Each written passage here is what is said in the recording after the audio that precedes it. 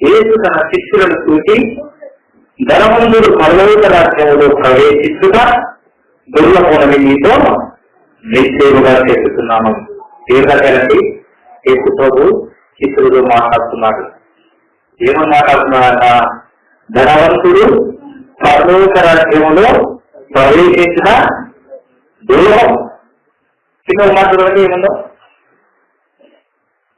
ఇది కాక ధనవంతుడు పరలోక రాజ్యములో ప్రవేశించుట కంటే సూది పెద్దములో వంట దూరుట సులువమని మీతో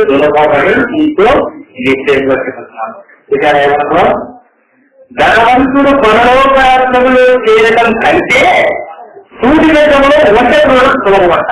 ఎవరైనా సూది పెద్దములో వంట దూకారా? ఎవరు దూకారండి? ఏమో కన్నులైతే గుర్తులేదు. వేరే ఊరికి వచ్చింటారు కదా, అక్కడే వేరే ఊరి నుంచి ఊరికి వచ్చింటారు కదా, వాడేమో నా ఊళ్ళో సూర్యుడు ఒకటి చూస్తారని చెప్పన్నా చూస్తారా? ఎవరో చూస్తారా? మా ఊరికి చూస్తారు. అయితే అయితే రాయబడినటువంటి మాట ఏదంటే ధనవంతుడు పరలోక రాజ్యంలో చేరడం రాజకీయ. ఎందుకంటే ఇప్పుడు సూర్యుడు దగ్గర వెళ్తున్నామా? సూర్యుడు దగ్గర చాలా చిన్నగా ఉంటుంది, మన కంటికి కనబడంతా చిన్నగా ఉంటుంది. ఆ సూర్యుడు దగ్గర దారం దూసడానికి ఒక కన్ను మూసుకొని ఒక కన్ను పెట్టి, అది కూడా మెల్ల కన్ను పెట్టి ఒక దారం తీసుకుని వచ్చి ఆ సూర్యుడు దగ్గరలో దూస్తాం. ఎంత కష్టపడతామండి ఆ సూర్యుడు దగ్గరలో ఆ యొక్క దారం దూసడానికి. ముసుగులు అయితే ఇంకా వయసు వాళ్ళకి ఇస్తారు. దూసడానికి దూసల పద్ధతులు నాకు కళ్ళు చలి గడపడం అని అంటారు. మళ్ళీ ఒంటె దూరుతుందా? దేవుడు. అయితే చిల్లరా ఉంటే ఏ విధంగా సూర్యుడు దగ్గరలో దూరదు పరలోక రాజ్యంలో కూడా ధనవంతుడు ప్రవేశించాడు. ఎందుకు ఉంటే ఆ ప్రజానికి ఏంటి? దానికి కాపులు ఉంటాయి, దానికి బలం ఉంటుంది, దానికి యువతలు ఉంటాయి, దానికి కథలు ఉంటాయి.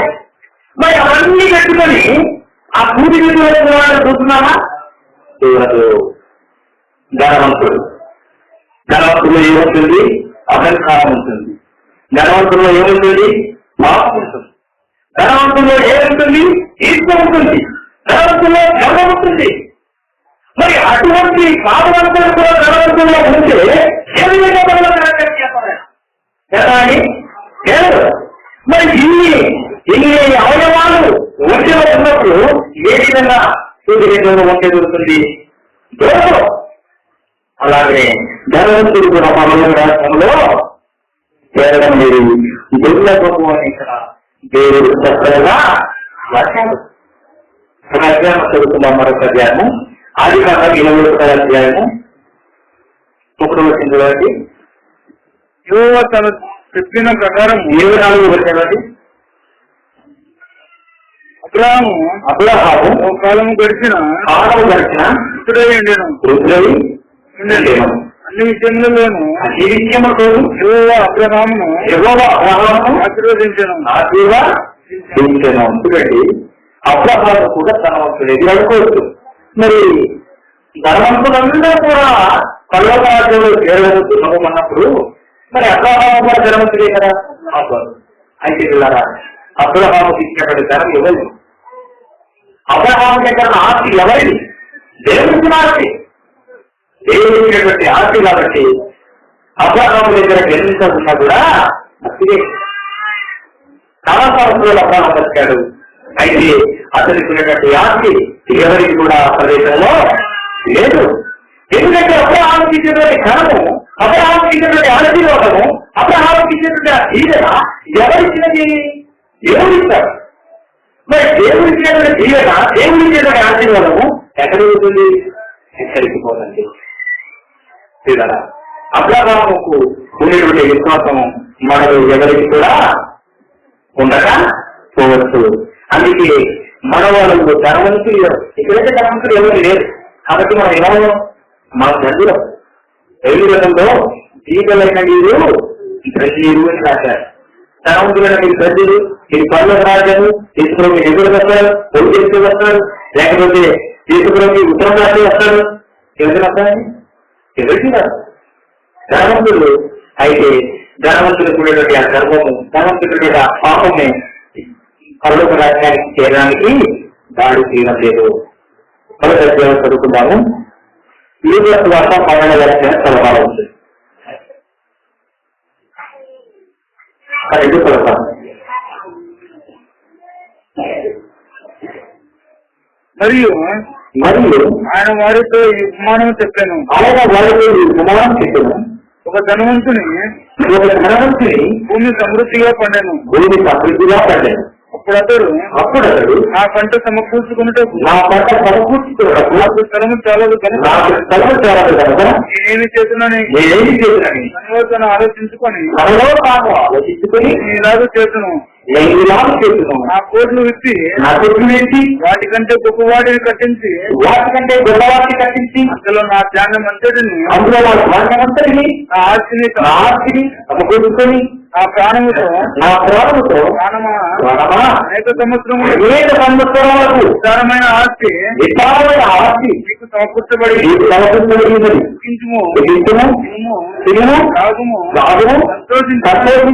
చెప్పుకుందని చూసారా? ఒక ధనవంతుడు వ్యక్తిగా రాశారు. ఏమని రాశారంటే ఒక ధనవంతుడు భూమి సమృద్ధిగా పండించాడు. ఎకరాలు మరి భూమి బాగా సమృద్ధిగా పండించారట. అయితే ఆయనకు ఒక ఆలోచన వచ్చింది. ఏ ఆలోచన వచ్చినట్టే ఇక్కడ ఇంత మరి స్థలం ఉంది కదా నాకు, ఈ స్థలానికి కూడా మరి ఏం చేయాలి, నేను చనిపోయేటప్పుడు ఈ స్థలం నాటుగా రాదు కదా అని ఆడుతున్నాడు. అయితే అయితే ఆ ఆస్తిని ఆ యొక్క త్వరలోనే మొత్తం ఎందుకో అక్కడ ఏం చేయాలనుకున్నారంటే వాటన్నిటిని కూడా సమకూర్చుకొని ఇంకా వేరే పొలాలు కొని మరి కొట్లు ఇచ్చి మరి వేలు కట్టి విత్తలు కట్టి వాటన్నిటినీ కూడా మరి అభివృద్ధి అవుతామని ఆయన ఆలోచించాడు. అంత సంపాదించిన తర్వాత ఎటువంటి పని చేయాలన్నమాట. కొంతమంది ఏం చేస్తారంటే ఇప్పుడు చాలా బిల్డింగ్లు కట్టించాలి, పెద్ద పెద్ద బిల్డింగ్లు. మరి పెద్ద పెద్ద బిల్డింగ్లు కట్టి వాటి ద్వారా వచ్చేటువంటి ఆదాయం ద్వారా వారు పొందుతారు, కానీ వారు ఎటువంటి ఆదాయంతో ఉండలేరు. ఒక బిల్డింగ్ కట్టారు, ఒక్కొక్క బిల్డింగ్ ద్వారా 5,000 10,000 వస్తుంటే మరి 100 బిల్డింగ్ అంటే ఎంత రావాలి? ఆయన నెలకు దాదాపుగా 5 లక్షలు దాటిపోతుంది. అయితే వాళ్ళ బిల్డింగ్ కడతారు, వేగం కడతారు, వారు ఎన్ని చేసినా కూడా అవన్నీ కూడా వాటికి మాత్రం వెళ్ళాయా? వెళ్ళవు. వాటితో వాడు ఏమాత్రం కూడా అది పోతే ఎంత సంపాదించినా ఎంత చేసినా కూడా ఇక్కడే ఆయన అనుకుంటున్నాడు.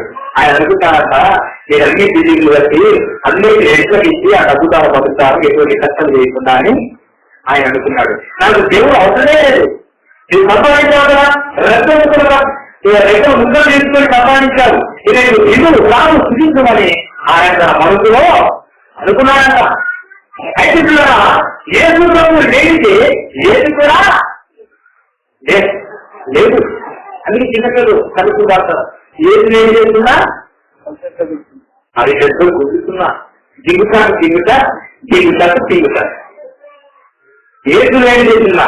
నీవు ఎంత వ్యక్తిదేవైనా, నీవు బైబిల్ మొత్తం చదివినా, సంతోషం లాంటి ధనమున్నా, యోగు లాంటి ధనమున్నా, లేకపోతే దావీదు వంటి రాజు అయినా ఎవరైనా కానీ ఏసు ప్రభు లేదు నీ జీవితంలో అది పెద్ద సున్నా, అదే సున్నా. అయితే పిల్లరా ఏసు ప్రభు మనము ఉండాలి, ఏసు ప్రభు మనం అందరం కూడా నమ్మాలి, మనం అందరం నమ్మాలి. కానీ ధనవంతులైతే ఏసు ప్రభుని లెక్క చేయరండి. అయితే అక్కడ 20 మాట్లాడడం ఏమిటో, అయితే దేవుడు ఈ రాత్రి ఈ ప్రాణమును అడుగుతున్నారు, నీవు సిద్ధపరిచిన ఎవరికీ లగ్గమని దేవుడు నీవేమైపోతావు. అంత ఆనందంగా భావించావు, వేడు కట్టావు, మిషలు కట్టావు, పుల్లలు కట్టావు, ఎక్కడెక్కడ వాడు సంపాదించావు, ఒక ఊరిని ఉన్నావు, ఇంత సంపాదించినా కానీ ఈ రాత్రి దేవుడిని కారణమైతే ఏమైపోతావు. ఎవరైనా కానీ పుట్టినప్పుడు ఎవరైనా ఏదైనా తీసుకుని వస్తారని ఎవరు పోతారా? తీసుకుని రాదు. పోయేటప్పుడు కూడా ఏది తీసుకోలేదు. ఎంత సంపాదించినా కూడా పోయేటప్పుడు తీసుకున్నావా? తీసుకొని పోలేదు. పుట్టినప్పుడు మనము మన ఒంటి మీద డ్రస్సు కూడా ఉంటుందా? ఎవరైనా డ్రస్సులు కుట్టారా? ఎందుకండి ఎవరైనా డ్రస్సు కుట్టారా? ఎవరైనా ఏడుకుంటా కలుపుకుంటా కుట్టారా? కుట్టా అందరూ కూడా డ్రస్సు లేకుండానే కుట్టారు. మరి ఏం చేస్తాను? వచ్చి తెగుతూ వచ్చాను. చనిపోయినప్పుడు కూడా మన బట్టలు కూడా తీసి దోచుతారు. వచ్చినప్పుడు కూడా ఏమి తీసుకునే వాళ్ళేమో, పోయేటప్పుడు ఏమి తీసుకునే పోలేము.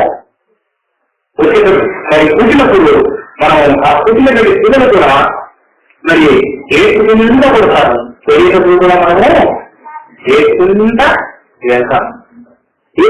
అయితే పిల్లలు అలాగే కాకపోతే ఉదాహరణ చేస్తాను. మీకు ఎవరైనా చెప్పేదాన్ని మాట, చిన్నపిల్లలు మరి పుట్టిన వెంటనే ఏడుస్తారు. ఎందుకు వస్తారమ్మా? ఎవరు చెప్తారా? చిన్నపిల్లలు పుట్టిన చిన్నపిల్లలు పుట్టినప్పుడు ఏడ్చుకుంటా పుడతారు. ఎవరైనా ఏడుస్తున్నారు? పాలు ఎవరిని ఏడుస్తున్నారేమో, లేకపోతే ఎందుకు ఏడుస్తున్నారా? తల్లి గర్భంలో ఉన్నప్పుడు ఆ బిడ్డ ఏ విధంగా ఉంటుంది? లోపల వయసు ఉంటాయా? అడుగులో ఉంటాయా? వెలుగుతుందా? గర్భంలో ప్రతి గర్భంలో వెలుగుతుందా? వెలుగు ఉండదు, బయట వెలుగుతుంది. చిన్న పిల్లవాడు, చిన్న కుమారుడు గాని కుమార్తె గాని తల్లి గర్భంలో ఉన్నప్పుడు చీకటిలో ఉండారు.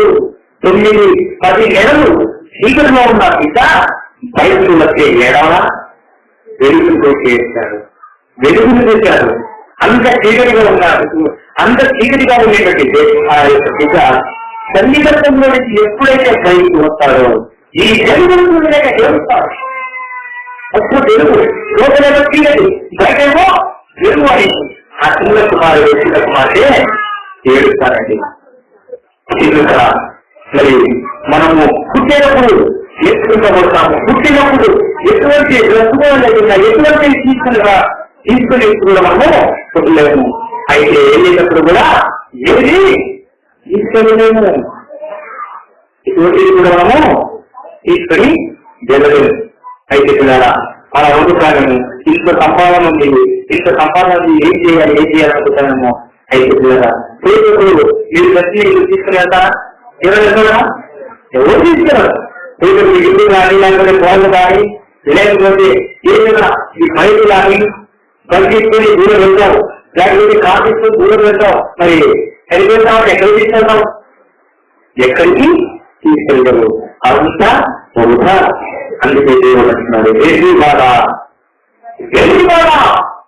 ఈ రాత్రి నీ బాధ అడుగుతున్నాడు. ఏమైనా వాడు ఈ రాత్రే రేవని జన్మండి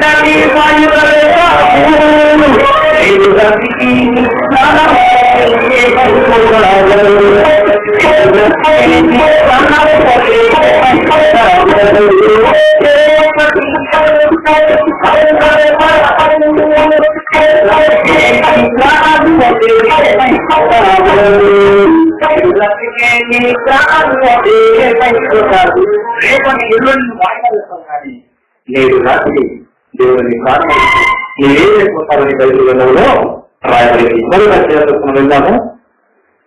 లూకాసు వార్త 12వ అధ్యాయం 16వ వచనం. మరియు ఆయన వాడితో చెప్పాను. ఇది చదివే కదా, కీర్తన 27 చెప్తారండి.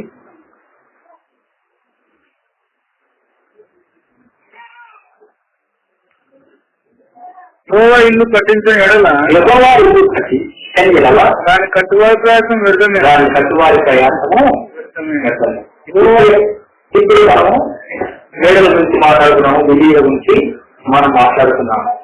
యెహోవా ఇల్లు కట్టించని ఎడల దాని కట్టువారి ప్రయాసము వ్యర్థమే. ఇప్పుడు ఈ మందిరాన్ని మనమందరూ కూడా ఏం చేశాము? ఒకరు వాళ్ళు ఇచ్చారు, ఒకరు ఇసుక ఇచ్చారు, కొందరు కుంకలు తగ్గారు, కొంతమంది రంగులు వేశారు, కొంతమంది అర్థాలు మార్చారు, కొంతమంది రేకులు వేశారు, కొంతమంది ఎలక్ట్రిక్ వాళ్ళు క్యాన్ వేశారు, బోర్డు వేశారు. ఇవన్నీ కూడా అనేక మంది కలిసి మరి మండల వారు సపరేటు, మరి కనెక్టింగ్ చేసిన వారు సపరేటు, బయట కావగా అందించే వారు సపరేటు. మరి ఇవన్నీ కూడా చేస్తూ మనము ఈ మందిరాన్ని కట్టాము, ఈ మందిరం అడుగు కట్టాము. మనం ఎంత ప్రయోజనపడినా కదా దేవుని ఇష్టం ఉంటే ఒక్క ఎదుగు కూడా మనము ఈ మందిరం మీద ఈ బట్టి మనము దేవుని చిత్తం ఉండాలి, దేవుని జనం కావాలి. కేవలం మనం మాత్రమే మన సొంత ఆలోచనతో మాత్రమే మన సొంత బుద్ధిని ఆధారం చేసుకుని ఏదైనా ఇల్లు కట్టాలి అంటే అది ఎవరికి ఉండదు. ఇంజనీరింగ్ ప్లాన్ లేకుండా ఒక బిల్డింగ్ అంటే ఉంటుందా? ఉండదు, ఉండిపోతుంది. అయితే ఇక్కడ దేవుని చిత్తం కూడా ఏ ఇంటిని కట్టాలన్నా, ఏ మేడం కట్టాలన్నా, ఏ ఇద్దరు కట్టాలన్నా దేవుని చిత్తం ఉండాలి. బైబిల్ గ్రంథంలో కొంతమంది ఏం చేశారంటే ఒక పెద్ద గోపురానికి పెద్ద ఒక బిల్డింగ్ కట్టారు. ఎన్ని అంతస్తులు అంటే దాదాపు కాదు, మరి కొన్ని లక్షల అంతస్తులు. ఎక్కడ పోవాలంట?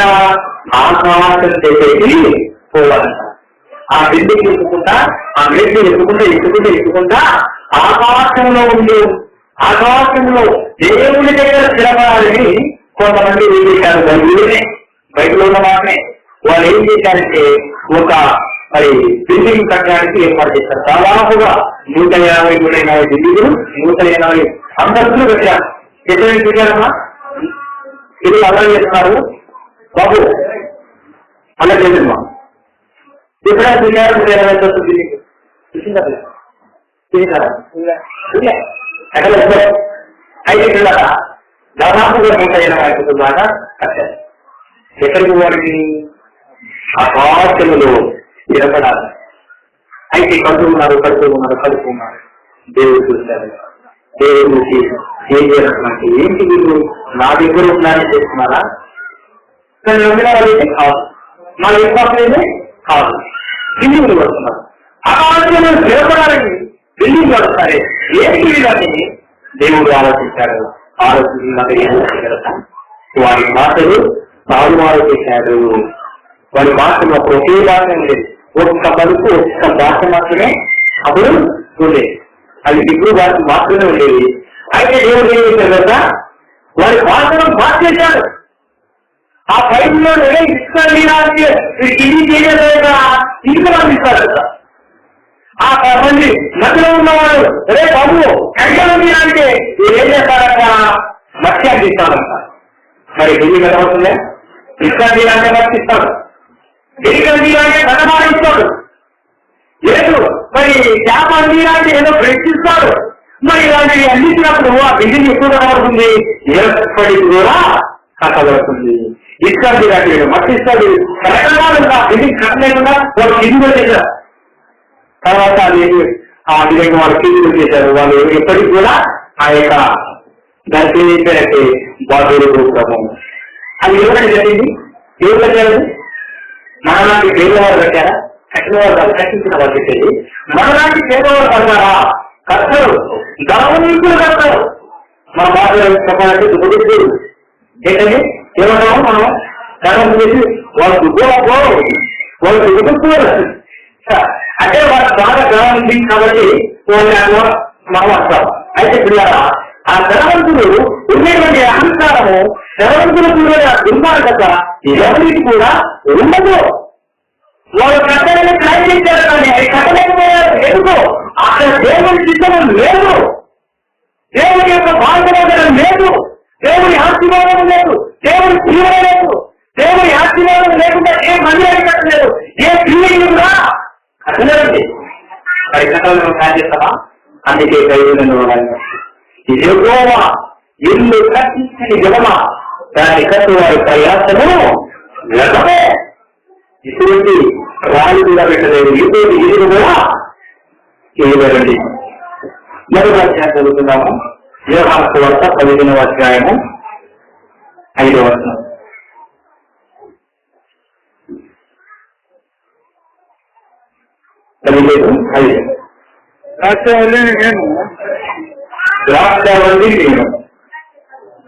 ద్రాక్షవల్లి నేను తీగలు మీరు ఎవరు నా యందు నేను ఇవని యందు నేను నిరీక్షించడం వాడు బహుగా ఫలించను కాబట్టి ద్రాక్షవల్లిని నేను తీగలు మీరు వస్తున్నాడు ఆయన. ద్రాక్షవల్లి ఏమో మీరు ద్రాక్షవల్లి ద్రాక్ష చెట్టు దానికి ఏమున్నాయి? తీగలు ఉంటాయి. దానికి ఏం రాస్తాయి? కళ్ళు కాస్తాయి, లేకపోతే కాయలు కళ్ళు కట్టాయి, కాయలు కాస్తాయి. నాకైతే తెలియదు, నాకైతే చూడలేదు, అందుకే వెళ్తున్నాడు డౌట్. అయితే వినరా, ద్రాక్ష చెట్టు కుడి, ద్రాక్ష చెట్టు ఎవరంట? దేవుడు అంట. మనం ఏమంట? ద్రాక్ష తీగలు అంట. ఒక్క తీగ మరి ఆ ద్రాక్ష చెట్టుకి వేయకపోతే దానికి కాయ పళ్ళు రాస్తాయా? పళ్ళు కాయం. ఏమొకటి దిగదు కానీ ద్రాక్ష చెట్టు నుంచి తీసుకోతే పళ్ళు వస్తుందా? కాయలండి. అందుకే దేవుడితో మాట్లాడుతున్నాను, ద్రాక్ష నేను, తీగలు మీరు, నా నుండి మీరు, నాకు దేవుడు నుండి మీరు చేసేటువంటి కానీ ఏం మాత్రం కూడా ఫలితము, ఏం కూడా ఫలితది. ఆయనలో మనం ఉన్నాము, ఆయనతో మనం ఉన్నాము, మనము ఆయనతో ఉన్నాము, ఆయన మనతో ఉన్నాము. మనము ఆయనను నిలిచిన్నాము, ఆయన మన ఎందుకు నిలిచిన్నాము. అయితే మనం వెళ్ళిపోతే మనకు పనులు వస్తాయా? కాదు. కాబట్టి ఎప్పుడు కూడా ద్రాక్షావల్లితో ద్రాక్షాతీయుడు ఉంటేనే పనులు వస్తాయి. వెళ్ళిపోతే కాదు, వాడిపోతుంది, వచ్చిపోతుంది, కూర్చేస్తాడు ఉంటే కానీ వెళ్ళిపోతున్నాం. అయితే ఆ విధంగా మనము ధనాంతులైన కానీ పేదవాళ్ళైన కానీ ఎవరైనా కానీ దేవుడికి వేరుపాటు పని చేయకూడదు. మరొక జరుగుతున్నాము. మధ్యస్థ వర్ష 19వ అధ్యాయం 16వ వచనం.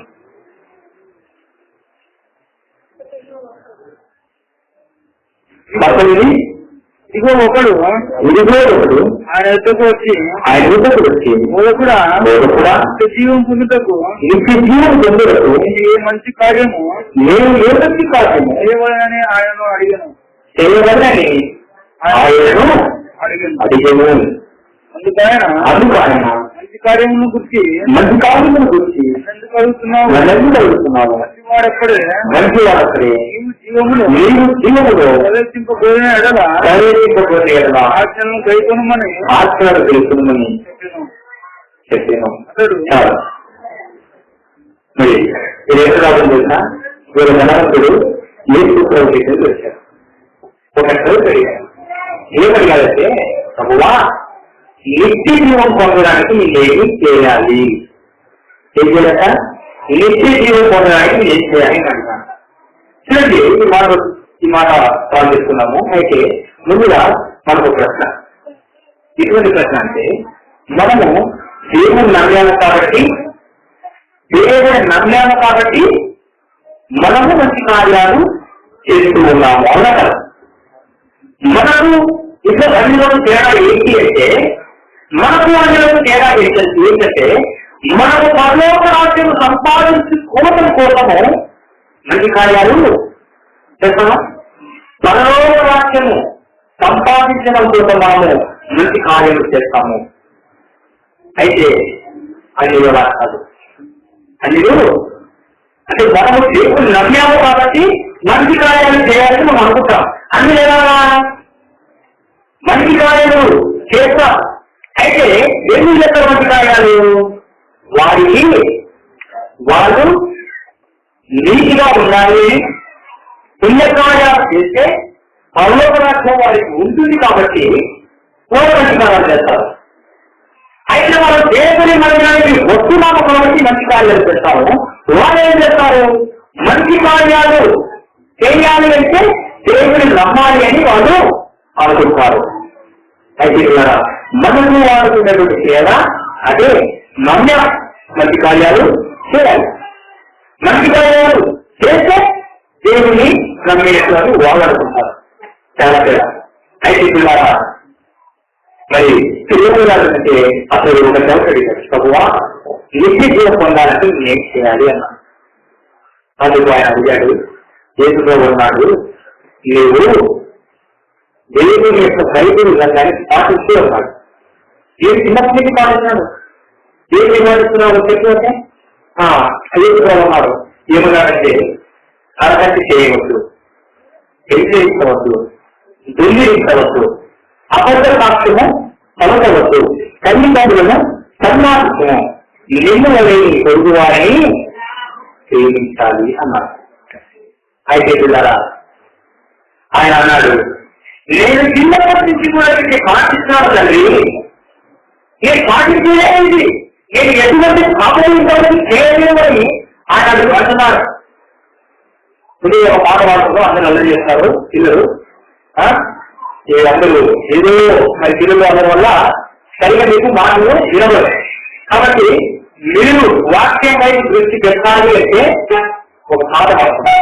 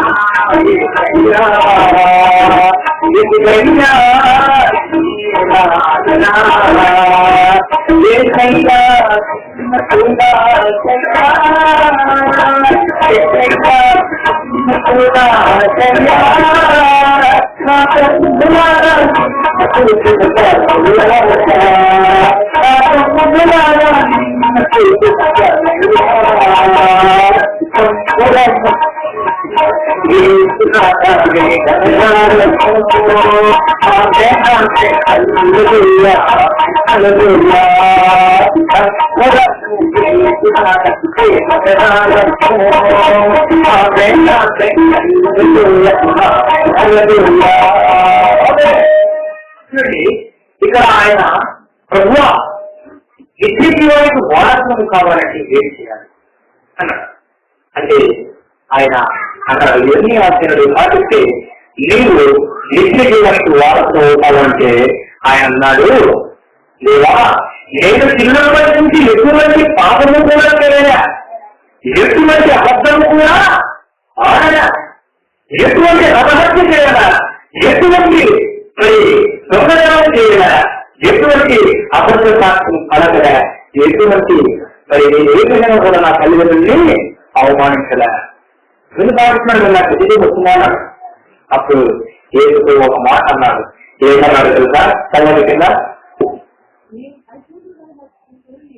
నీకు పరిపూర్ణము అబుదము కోరిన కోరిని ఆశ్చర్యమని వేదము. అప్పుడు పరలోకముందు నీకు ధనం కలుగును. ఏమన్నా తెలుసా? నేను చిన్నప్పటి నుంచి నా బాల్యం నుంచి కూడా ఇవన్నీ పాటిస్తున్నానే, నాకెందుకు నాకు పరలోకము, నేను నిత్యజీవానికి వాడుతుండగా నాకు అన్నాడు. అయితే నీకు కొడువుగా ఉందన్నాడు. ఏం చేస్తున్నా నీకు నా ఇస్తారండి చెప్తారా? ఉన్న ఆస్తి కూడా జీవన రాసియాలన్న చిన్నది చాలా మంది రాస్తారు. మదర్ ఫౌండేషన్ కో ఇలా ఉంటే ఇంకా ఫౌండేషన్లకో ఇవన్నీ కూడా రాస్తారు. అయితే కాకండి. కానీ ధనవంతులైనటువంటి ధనవంతులు ఇవన్నీ కూడా నేను పాటిస్తున్నాను అంటే అయితే కొడుకుగా ఉండే మాత్రము పాటించడు. అప్పుడు అతడు కుంగిపోయాడు.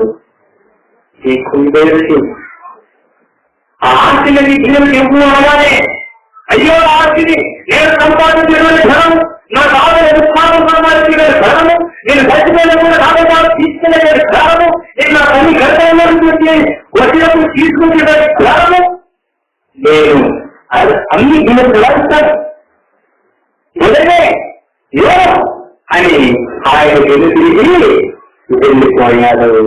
అందుకే ధనవంతుడు పరలోక రాజ్యములో చేరడం దుర్లభం.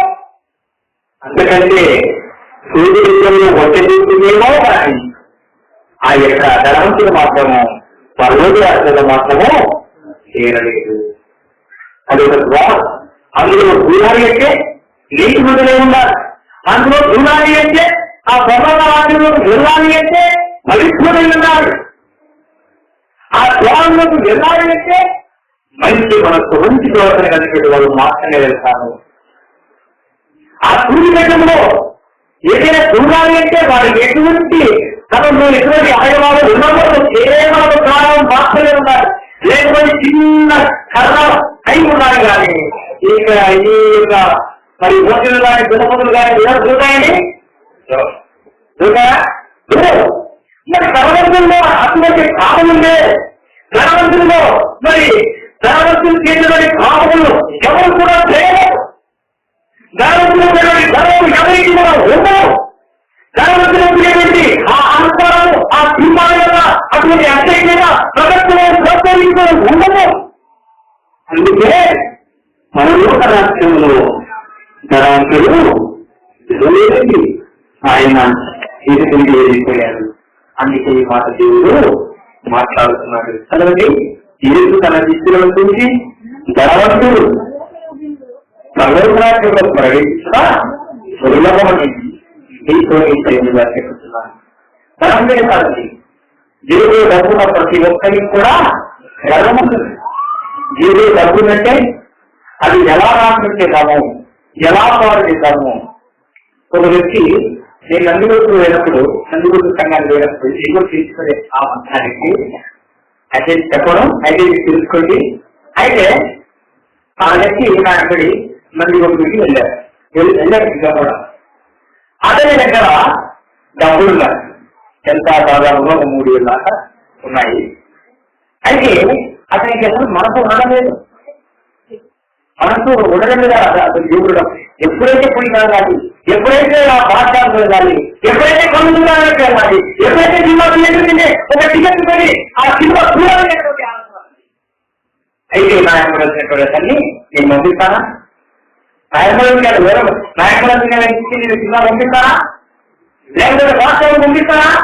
లేకపోతే కలుపుకున్నాను పంపిస్తానా? నా ఎంబడేసాడు. అయితే ఏమన్నా రాజు, నాకు ధర్మ వస్తుంది రాజు, నేను 2 రోజులు పెట్టి ఒక మాట వేసుకుంటావా? బాబు కళ్ళు వస్తుందంటే మనం పూర్వం పోనా. నేనేమన్నాను, సరే పూర్వం అయితే బయట పెట్టి అది పండించి నువ్వు వెళ్ళిపో నచ్చుతూ బాగున్నాడు. అట్లా కాదు, వస్తా, నేను కూడా వస్తా, నేను నాకు కూడా వస్తుంది, నేను కూడా నాకు తీసుకుంటా అన్న. అయితే నిజంగా వచ్చేది లేదు కదా అని అంటున్నాడు. తర్వాత తల్లి అని పోయినాను, మెడికల్ షాప్ పోయినాము. కరోనా ఏదో లేదు, ఏం లేదు, ఏదో తీసుకున్నాడు, ఏదో మాత్రం తీసుకున్నాడు, వచ్చినాడు, అది మిగిలినాడు తెలియదు. వచ్చినాడు మళ్ళీ చేతి పెట్టినప్పుడు మళ్ళీ అంటున్నాడు, ఏమేమి లేదన్నా ఆయన సర్వజ్ఞానం రాజలేదు, సర్వజ్ఞానం కాదు మన అవసరాన్ని అంటాడు. ఏమవుతుంది సర్వజ్ఞానం, అది సర్వజ్ఞానం అని చెప్పి ఇలాంటి చోటు తీసుకుని వచ్చారు. తర్వాత మళ్ళీ సాధలో ఉన్న తర్వాత మరి కవిడి తీసుకొని పోతాడేమో కానీ ఆ సాధన తీసుకుని నా పేరు వేస్తున్నాను, వాక్యం చెప్తున్నాను. అక్కడ కూడా ఇదే వాక్యం చెప్తున్నాను, ధనవంతుడు పరులోక రాజ్యంలో చేయడం దుర్లభం. ఇదే వాక్యం అక్కడ కూడా బోధిస్తున్నాను. అయితే పిల్లరా ఆయన ఇంకా నాకు ప్రయత్నిస్తున్నాడు,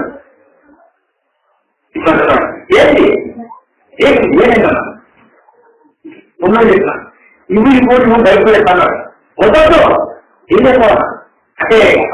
తర్వాత వాక్యాలు బయట పక్కన పెట్టి ఏం కావాలి కారణం ఇదేనా? ఎందుకు కారణం అంటే అక్కడ ఒక బాధ ఉంది, ఆ బాధకి చీర తెస్తాడంట.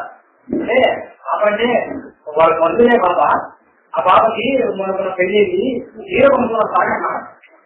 అయితే చీర కొనుక్కోవా అంటే మీ బాగా తీసుకుంటానే చీర పెళ్లి తీసుకుంటా అని అతను చెప్పి ఇక అందరూ ఉంటే పొద్దులు ఫోన్ ఇప్పుడే చెప్పినాడు. తర్వాత అందరూ కూడా మరి అనుకున్నారు. అక్కడ అందరూ కూడా పంపించడం చెప్పినాను, ఎవరు కూడా పంపించలేదు. తర్వాత అది సాగరం తర్వాత కళ్ళు వచ్చేటప్పుడు అతని దగ్గర కూర్చొని ఏం చేశాను చూసాను, ఏం చేసి తెలుసా, అతనికి ఒక చెల్లు ఉన్నాడు, చదువులు అయిపోయినాయి, చెల్లు వేసి దేవులో పెట్టారు. చెల్లు లేదు, చెల్లు ఎదిగినందుకు ఆ రంగులు ఏం చేశాడంట, 3,000 రూపాయలు. అంటే ఆ చెల్లు ఎంత పడిందంటే 2,200 మాత్రం పడింది. 2,200 రూపాయలు చెల్లు మరి కొలిసి మిగతా 8,000 ఏం చేశాడంటే ఆయన భార్యకి ఇచ్చేసాను. మరి సాగల్లా సాగించానా, సినిమాలు చూపించానా, చూపించలే. అయితే పిల్లరా ఏమాత్రం కూడా వాళ్ళని మనము కరిగిపోకూడదు, కరిగడము చూపకూడదు.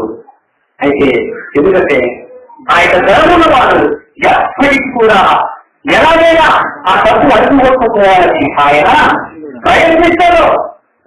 అటువంటి ప్రయత్నం చేస్తున్నావా చేయకు, నీ దగ్గర డబ్బులు రాయండి, నువ్వేమన్నా మరి బయటని సినిమా థియేటర్లని ఆలోచిస్తున్నావా? అటువంటి ఆలోచన వచ్చిందంటే దేవుడికి ఏం చేస్తాడు కదా, చంపేస్తాడు. బైబిల్లో ఎవరైతే దేవుడు నమ్మలేదు, ఎవరైతే దేవుడు అయితే మరి నమ్మలేదు, ఎవరైతే మందిరానికి వెళ్ళలేదో వాళ్ళు ఏం చేశారు తెలుసా, ఎవరైతే పాపం చేశారో, ఎవరైతే తల్లిదండ్రులను సన్మానించలేదో, ఎవరైతే తల్లిదండ్రులు అవమానించారో వాళ్ళు ఏం చేశారు తెలుసా, రాజు తీసుకొని వెంటాడి వెంటాడి వెంటాడి కనిపించారు. వేదలు కలిగినట్టు కుక్కలు కలిగినట్టు, ఒక పిచ్చుకులు కలిగినట్టు అప్పట్లో ఏం చేశారు తెలుసా, రాజు తీసుకుని వెంటాడి చనిపోయిన తర్వాత రాజు తీసుకొని కొద్దిగా. అయితే ద్వారా ఈ రోజు కూడా నీకు ధన ఉందని నీకు వివరిస్తున్నావా? నీకు తెలియదు, నీకు ధనము బలమున్నా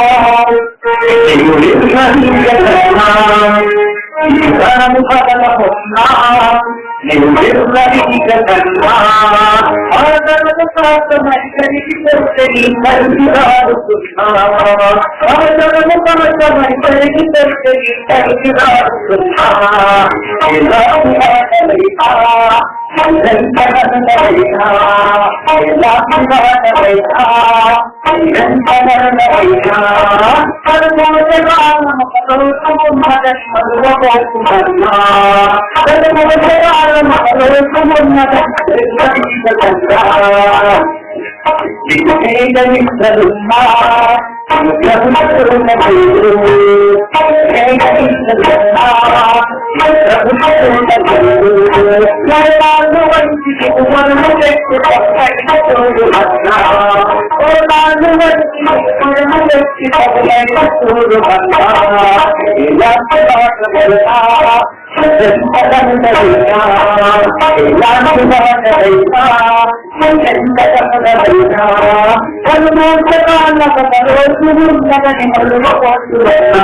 ఏలాంటి వారైనా నీవెంత ఘోరమైనా కళ్ళు ముగిపోయి కాలం ఉన్న రోజు ఉన్నదని మరవబోతో నీకు ధనమున్నా నీకు బలమున్నా అది అందరన్నారు కదా ఏసుకాడు లేకుంటే నీ బలము కలిగిపోతుంది నీ ఆస్తి కూడా కలిగిపోతుంది నీ జరిగి ఎవరు కూడా రాడు ధనమునప్పుడు అందరూ ఉన్నారు లేనప్పుడు ఎవరు కూడా లేనప్పుడు రాదు ధనముంటే మాత్రము ఏమన్నారు మంచి పేరు పెట్టి పిలుస్తారు ఇక మంచి రాజుగారు పిలుస్తారు ధనమున్నప్పుడు రాజు అంటారు ధనమున మాత్రము రాజుగారు అని పిలుస్తారు లేనప్పుడు ఒకే రాజు అంటారు ఇది కాదు ఈ లోకంలో ధనమున్న వారిని మరి గౌరవిస్తారు ధనము లేని వారిని వ్యతిరేకిస్తారు అయితే ఈ ధనము కలిగిపోయేది ఈ ఆస్తి కలిగిపోయేది శాస్త్రం ఏది కాదు తెలియని కాదు డబ్బు శాస్త్రం కాదు అయితే శాస్త్రము కాదు నేను చిన్నప్పటి నుంచి మరి రేఖలు ముక్కలు కష్టపడి సంపాదించే ధనము నువ్వు తీసుకున్నావా తీసుకెళ్ళావు అయితే నువ్వు ఏం సంపాదించుకోవాలి దేవుని ఆశీర్వాదాన్ని సంపాదించుకోవాలి మరొక ఉద్యోగం మనం వెళ్ళాము లూకాసు వార్త 19వ అధ్యాయం 1వ వచనం చూడండి.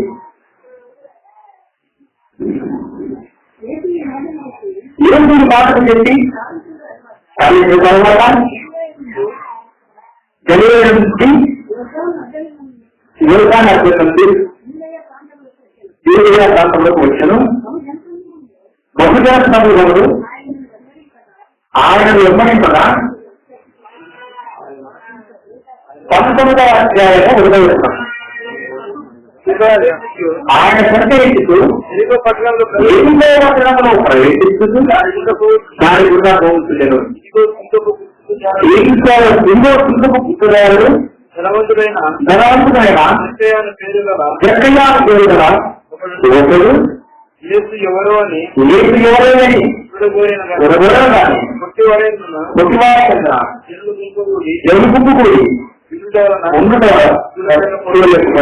అప్పుడు యేసు ఆ త్రోవను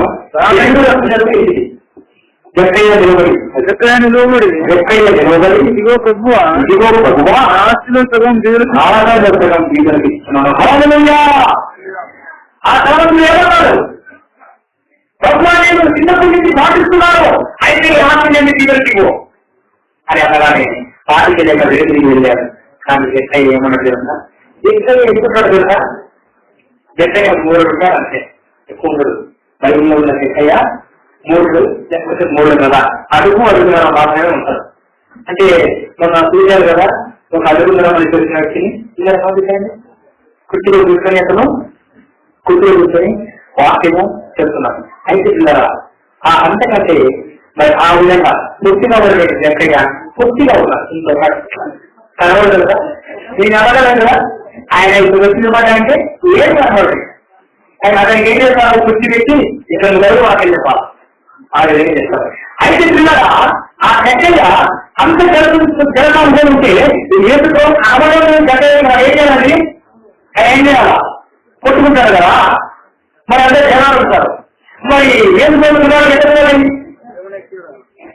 తీసుకున్నాడు. ఆయన ఏంటి కదా చెక్కెక్కారు. చెక్కెక్కి వేసుకోమని చూస్తూ ఉన్నాడు. వేసుకోమన్నాడు. జక్కయ్యా ఇదిగా నేను ఇంత భోజనం చేస్తూ ఉన్నాను అన్నాడు. చూసారా, ఏడు ప్రభువే జక్కయ్యతో మాట్లాడాడు. ఈ రోజు నేను నీ ఇంట్లో భోజనము చేస్తున్నానంటే ఎంత ఆనందం ఉంది దాన్ని ఆ జక్కయ్యకు. ఎవరైనా ఒక ఇమేజ్ చెప్పిలో మన దగ్గర చూసి ఈ రోజు నేను మీ ఇంట్లో భోజనం చేస్తానంటే వాళ్ళు సంతోషిస్తున్నారా? ఎవరికైనా సంతోషించడా కదా, ఇంటి కానీ కానీ లేకపోతే ఒక కలెక్షన్ కానీ మీ ఇంటికి వచ్చి భోజనం చేస్తారంటే సంతోషం ఉంటుందా? సంతోషం ఉంటుంది, ఆనందం ఉంటుంది. అయితే పిల్లరా, అంతకంటే ఆనందము యేసు ప్రభు తెలిసే యేసు ప్రభు ఈరోజు ఇంకా తెలుసుకున్నారు. ఆ కుమారులారా, నేను ఈ రోజు నీకు భోజనం చేయబోతున్నాను అంటే ఏమవుతావు?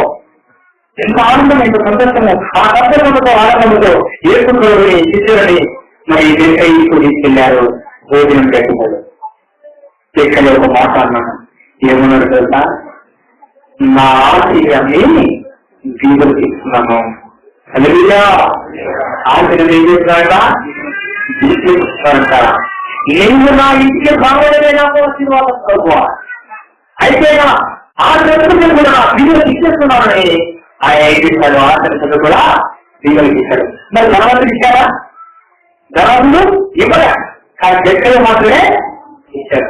పిల్లరా, అతనికి కలిగిన తనకు ఎంత తేడాకి ధనం ఉన్నా కూడా ఆ ధనాన్ని అతని ఆస్తి జీవనకిస్తున్నాడు. నిజంగా అతను ఎంత మరి ధనుడు, ఎంత అందుకే ఎదుగురమంటున్నాడు, నేడు ఇంటికి రక్షణ వచ్చింది.